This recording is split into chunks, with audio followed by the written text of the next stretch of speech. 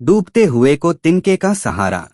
नमस्कार मेरे प्रिय बंधुओं, आज की न्यूज या कहे कि एक सबक ही है। जब आप शक्ति के शिखर पर होते हैं तो आपको डाउन टू अर्थ होना ही पड़ता है। यदि आप नहीं होते तो आप धीरे धीरे एरोगेंट होने लगते हैं और अहंकारी होना विनाश का कारण बनता है। इसके कई उदाहरण हैं। हम लोगों में रावण को इसका सबसे सटीक प्रमाण माना जाता है। विश्व पटल पर आज एक ऐसी ही न्यूज सामने आई है, वह है अमेरिका से। वहां एक शख्स जिसका नाम है ज़ोहरान क्वामे ममदानी, जो डूबते हुए को तिनके का सहारे की कहावत के रूप में सामने आया है। New rising star of New York. क्योंकि डोनाल्ड ट्रंप के आत्मघाती नीतियों के चलते 6 नवंबर 2025 न्यूयॉर्क सिटी में इतिहास रचा गया।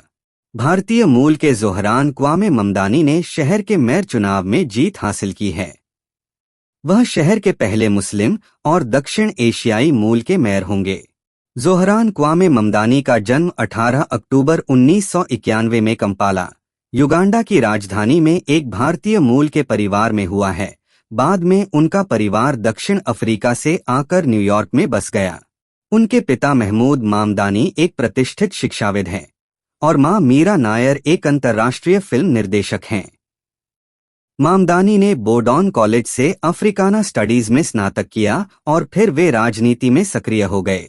न्यूयॉर्क राज्य के एक अमेरिकी राजनीतिज्ञ के रूप में अमेरिकी डेमोक्रेटिक पार्टी और डेमोक्रेटिक सोशलिस्ट्स ऑफ अमेरिका के सदस्य के रूप में वे 2021 से क्वींस के न्यूयॉर्क राज्य विधानसभा के 36वें जिले का प्रतिनिधित्व कर रहे हैं। उन्होंने किफायती आवास, सार्वजनिक परिवहन, मजदूर अधिकार जैसे मुद्दों पर काम किया और स्थानीय समुदाय के बीच लोकप्रिय हुए। उनकी मेयर अभियान की मुख्य बातें: न्यूयॉर्क को किफायती और समावेशी बनाना, सार्वजनिक परिवहन और आवास को अधिक सुलभ बनाना, मजदूर और प्रवासी समुदायों के अधिकारों की सुरक्षा। ज़ोहरान मामदानी ने कहा, पिछले मंगलवार डेमोक्रेट्स ने स्पष्ट रूप से अपनी बात रखी और एक ऐसा जनादेश दिया जिससे शहर को किफायती बनाया जा सके।